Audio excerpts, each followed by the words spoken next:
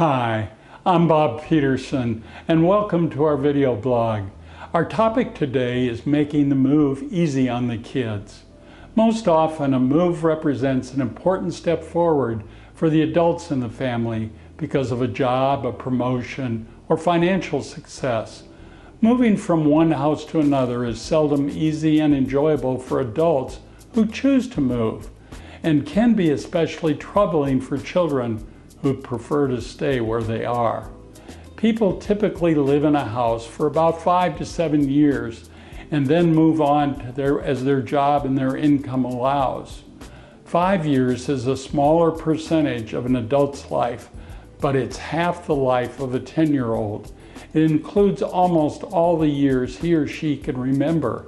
It may be the only home the child's ever known, the place they feel most safe and comfortable. I wrote a great article on how parents can prepare their children when it's time to move.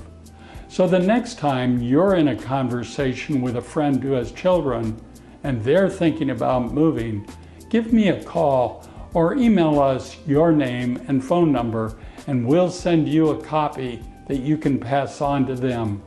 Thanks, and we're looking forward to hearing from you.